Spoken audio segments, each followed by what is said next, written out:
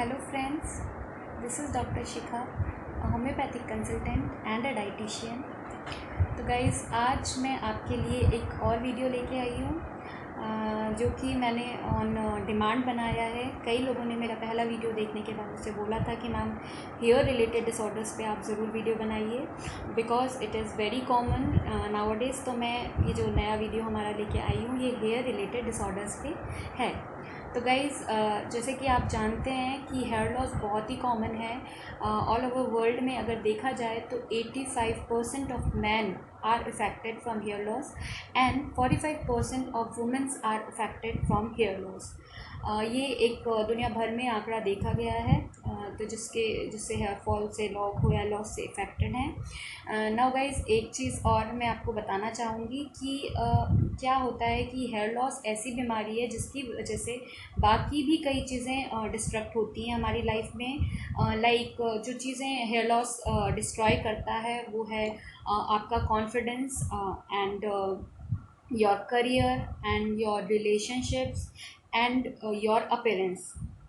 सबसे important your appearance. अगर आपको हेयर लॉस की वजह से बाल्डनेस हो गया है, गंजापन आ गया है, तो गाइस अपीयरेंस आपका बहुत ज़्यादा इफ़ेक्टेड होता है। आपका बिल्कुल लुक जो है आपका एकदम डिफरेंट हो जाता है। तो गाइस इसीलिए अगर आपको हेयर लॉस स्टार्ट हुआ है और बहुत सीवियर हेयर लॉस आपको हो रहा है तो जल्द से जल्द आपको ट्रीटमेंट लेना चाहिए, स्टार्ट कर देना चाहिए। क्योंकि फ्रेंड्स अगर आपको बाल्डनेस हो जाएगा, एक बार अगर आपको बाल्डनेस हो गया, पूरा गंजापन आपको आ गया है, तो सॉरी टू से बट आप कितना ही ट्राई कर लें आपके हेयर रिग्रो नहीं होंगे। जो लोग ऐसा बोलते हैं कि कोई ऑयल लगाएंगे तो हेयर रिग्रो हो जाएगा, कोई मेडिसिन लगाएंगे तो वापस आपके बाल आ जाएंगे, तो सॉरी गाइस, मैं आपको कोई झूठा दिलासा नहीं दूंगी, ऐसा नहीं है। अगर आपको एक बार बाल्डनेस हो जाता है तो उसके बाद आप कुछ भी कर लें आपके हेयर रिग्रो नहीं होंगे। सिर्फ आपके पास ऑप्शन होगा हेयर ट्रांसप्लांटेशन का।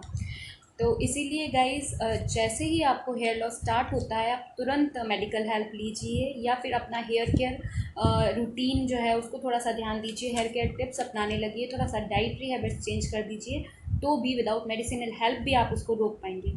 तो गाइज़ आज जो हम हेयर रिलेटेड प्रॉब्लम्स के बारे में डिस्कस कर रहे हैं तो उसमें मैं आपको सबसे पहले बताऊंगी हेयर रिलेटेड डिसऑर्डर्स कौन कौन से होते हैं।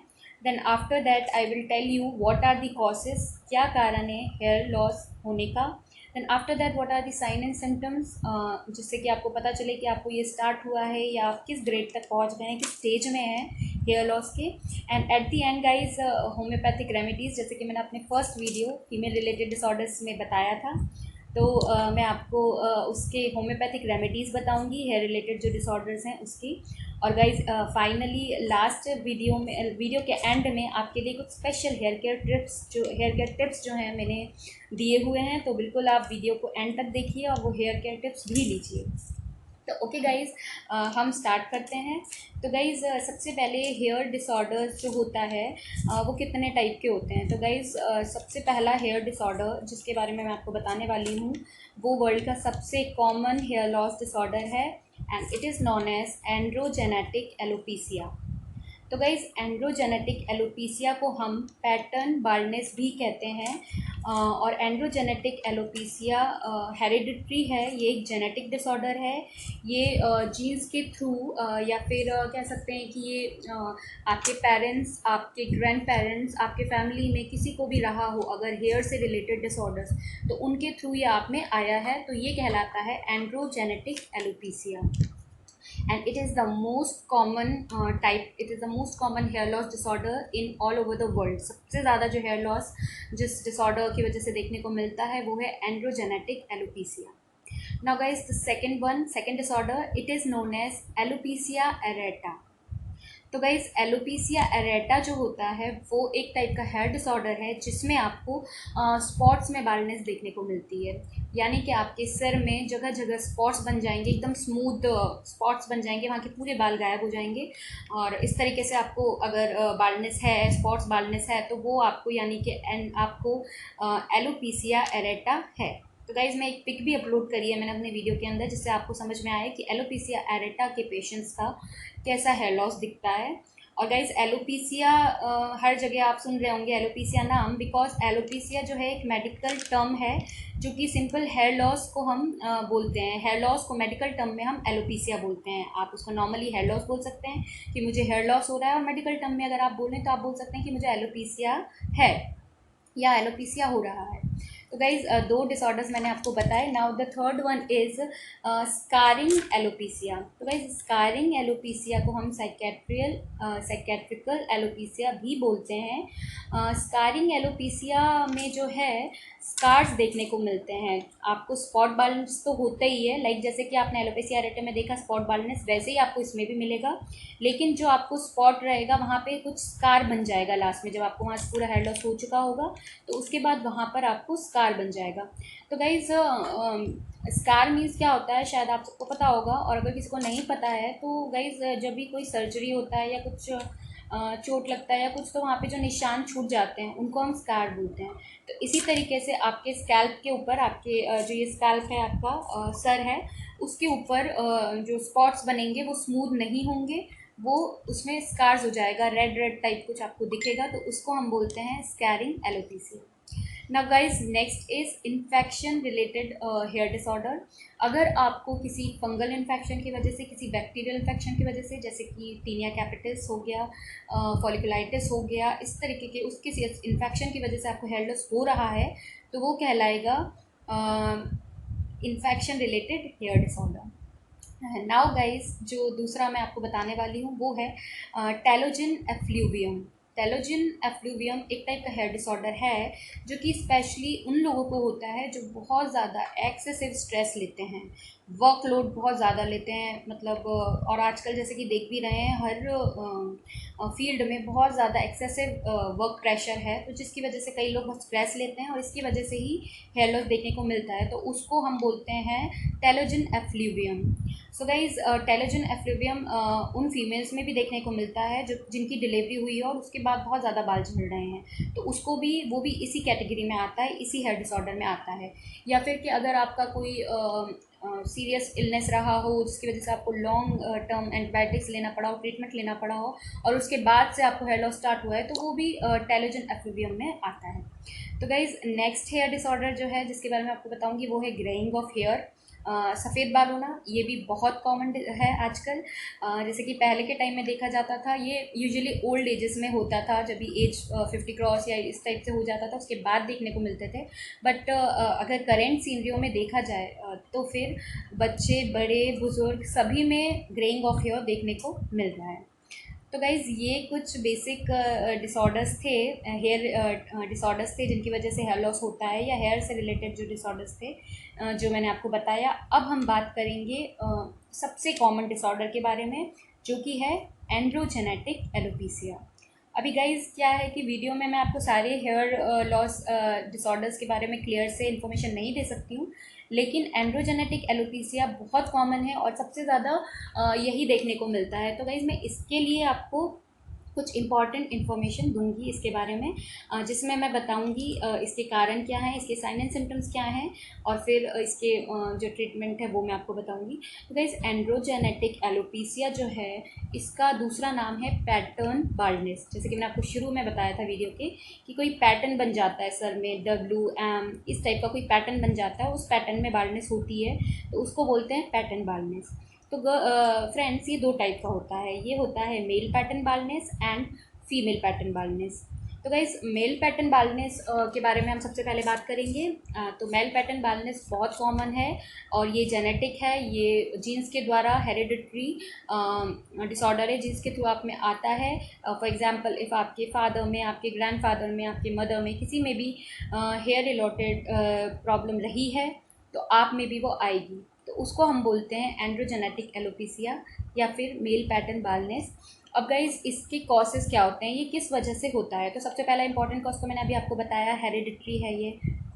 तो इफ़ अगर आपके जीन्स में है तो फिर आपको भी होगा। तो first important cause is this. Then other is some medical disorders. If like आपको कोई मेडिकल समस्या है, कोई डिसीज़ है, तो उसकी वजह से आपको एंड्रोजेनेटिक एलोपीसिया हो सकता है। फॉर एग्जांपल आपको डायबिटीज़ है, आपको थायराइड है, आपको एनीमिया है, आपको न्यूट्रिशनल डिफिशियंसी है, तो आपको एंड्रोजेनेटिक एलोपेसिया हो सकता है। So guys, next is sine and symptoms. जैसे कि मैंने आपको बताया था कि इसके साइन एंड सिम्टम्स क्या हैं। तो साइन एंड सिम्टम्स ये हैं फ्रेंड्स कि सबसे पहले आपको हेयर लॉस स्टार्ट होगा।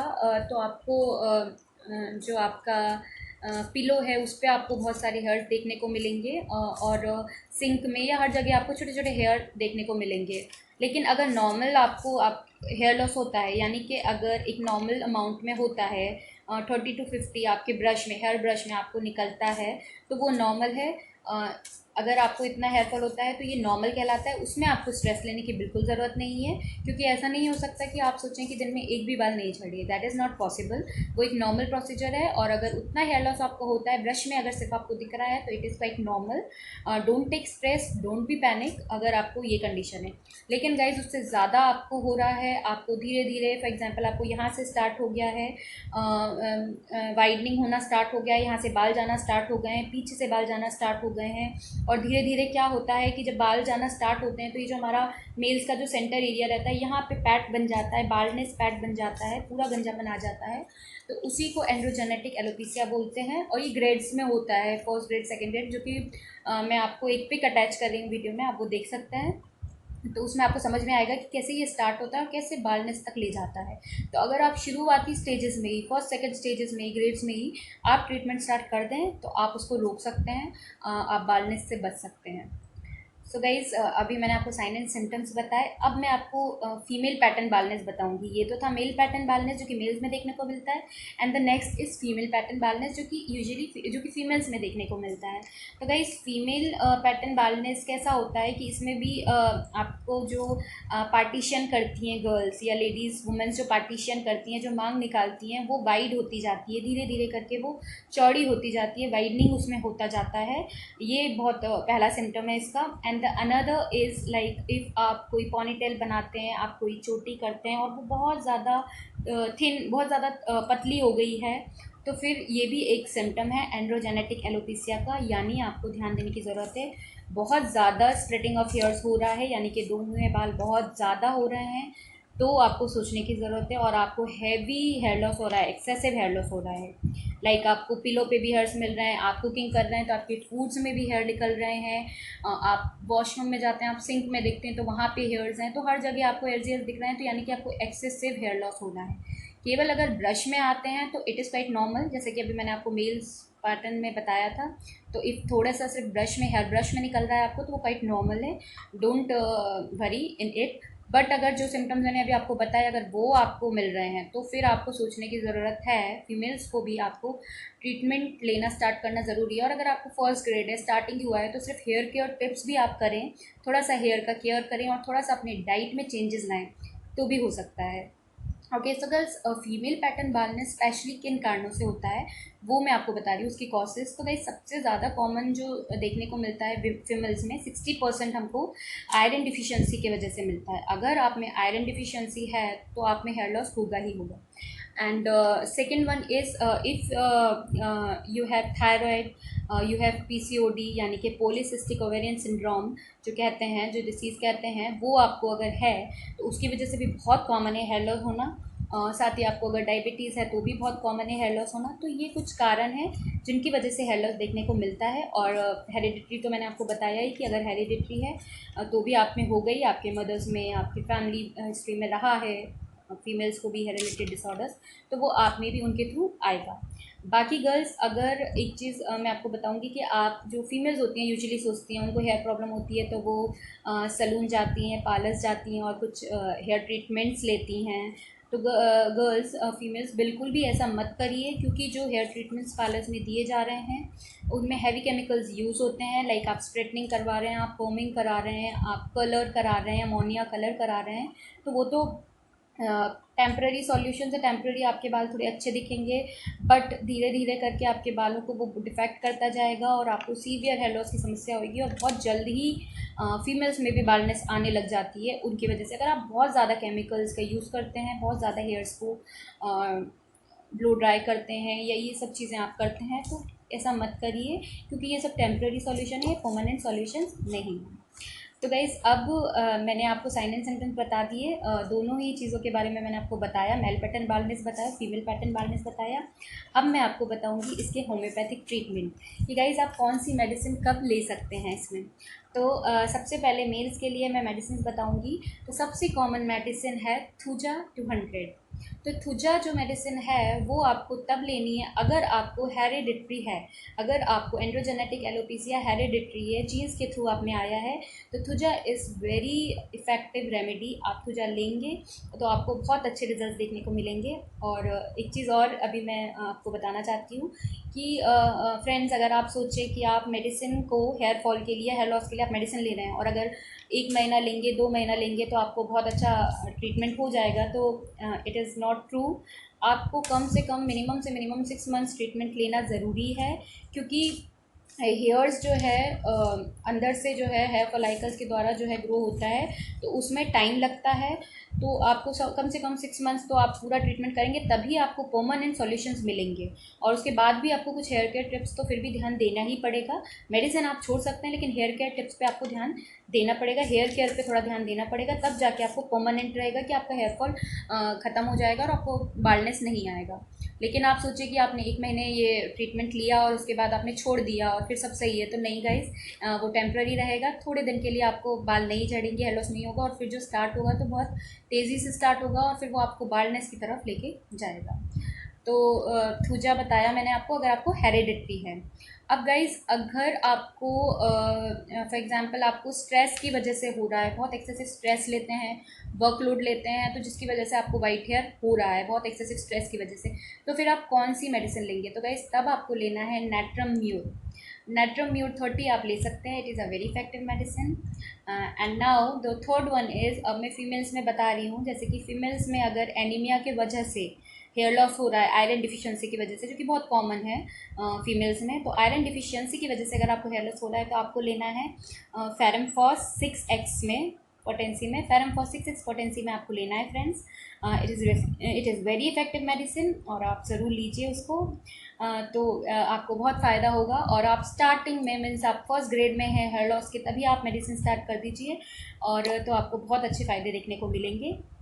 अभी फ्रेंड्स, अब हम बात करेंगे एक होम्योपैथिक पेटेंट मैं आपको बताने वाली हूँ, जो कि बहुत ही इफ़ेक्टिव है हेयर लॉस में। किसी भी टाइप का हेयर लॉस आपको हो, किसी भी टाइप का हेयर लॉस डिसऑर्डर हो, उसमें बहुत हेल्प करता है ये। तो गाइज, R89 एक पेटेंट आता है, डॉक्टर रेक्वेक का ड्रॉप्स आती हैं ये R89 ड्रॉप्स, वो आपको लेना है। R89 ड्रॉप्स को आपको क्या करना है फ्रेंड्स, उसके 20 ड्रॉप्स आपको लेना है, हाफ कप वाटर में मिला के दिन में 3 से 4 बार आपको वो मेडिसिन लेना है, और वो आपको बहुत फ़ायदा पहुंचाएगी और आपको कम से कम 4 से 6 महीने तक वो मेडिसिन लेना है, तब जाके आपको अच्छे रिजल्ट्स, परमानेंट रिजल्ट्स मिलेंगे। हाँ, आप जैसे ही मेडिसिन लेना चालू करेंगे आपको रिजल्ट्स तुरंत दिखना चालू हो जाएंगे, लेकिन अगर आप परमानेंट रिजल्ट्स चाहते हैं तो आपको 4 to 6 मंथ कम से कम आपको R89 मेडिसिन आपको लेना पड़ेगा। अब इसके बाद गाइज मैं आपको बताने वाली हूँ, और R89 मेल्स फीमेल्स दोनों ले सकते हैं। नाउ आपको मैं कुछ होम्योपैथिक शैम्पू और होम्योपैथिक ऑयल के बारे में बताने वाली हूँ, जो कि आप लगाएंगे तो बहुत इफेक्टिव है। मैंने पर्सनली उनको यूज़ किया है। तो गाइज, अर्निका शैम्पू आता है, सनी का, बैक्सन कंपनी का अर्निका शैम्पू आप यूज़ कर सकते हैं। ये बहुत ही इफेक्टिव शैम्पू है और कई हद तक ये हेयर फॉल को कम करता है। तो आप ये शैम्पू यूज़ कर सकते हैं। ये बहुत कम केमिकल्स यूज़ किए जाते हैं। अब आप मार्केट से जो शैम्पूज़ यूज़ करते हैं उनमें बहुत हैवी केमिकल्स होते हैं। तो गाइज़, आप स्विच करने की कोशिश करिए कि आप उन शैम्पूज़ के जगह आप होम्योपैथिक या आयुर्वेदिक शैम्पू पे आएँ, क्योंकि ये जो रहते हैं नेचुरल, इनमें नेचुरल चीज़ें मिलाई जाती हैं, तो ये आपके लिए इफ़ेक्टिव रहेंगे, ना कि आपको और ज़्यादा नुकसान पहुँचाएँगे। तो गाइज़, मैंने आपको शैम्पू बताया और अब मैं आपको एक ऑयल बता रही हूँ। वीज़ल कंपनी का एक ऑयल आता है, जबरेंडी का, वो आप ऑयल लगा सकते हैं। बहुत ही अच्छा ऑयल है और बहुत इफेक्टिव है, तो आप उस ऑयल को भी ले सकते हैं, उसको यूज़ कर सकते हैं। एंड गाइज़, जबरेंडी का मदर टिंचर भी आता है, आप होम्योपैथिक शॉप से जबरंडी का मदर टिंचर ले सकते हैं। और जैसे कि जिन लोगों को स्पॉट बालनेस हो गया है या बालनेस आ गया है थोड़ा थोड़ा, तो जो स्मूथ जगह है वहाँ पे आप जबरंडी के कुछ ड्रॉप्स हैंड में लेके या कॉटन से उस जगह पर जो आपका स्मूथ हो गया है, जहाँ पे बिल्कुल बाल नहीं है, वहाँ पे आप ट्राई कर सकते हैं, मसाज कर सकते हैं। डेली नाइट में आप सोने से पहले वहाँ पे मसाज करें तो धीरे धीरे इसके रिजल्ट्स आपको देखने को मिलेंगे। फॉलाइकल्स भी आएंगे। फॉलाइकल्स क्या होता है फ्रेंड्स? फॉलाइकल्स हमारे हेयर्स की जो सतह रहती है, निचली सतह जो रहती है इसके अंदर की स्काल्प की, वहाँ पे फॉलाइकल्स मौजूद रहते हैं। और फॉलाइकल्स पहले आते हैं और उसके बाद उसमें से पूरा हमारा हेयर स्ट्रैंड जो रहता है वो ग्रो करता है। तो गाइज़ ये जो जबरंडी मदर टिंचर मैंने आपको बताया, अगर आप इसको डेली नाइट में यूज़ करेंगे तो इससे भी आपको हेयर्स ग्रो करने में आसानी होगी, आपको हेयर ग्रो करेंगे।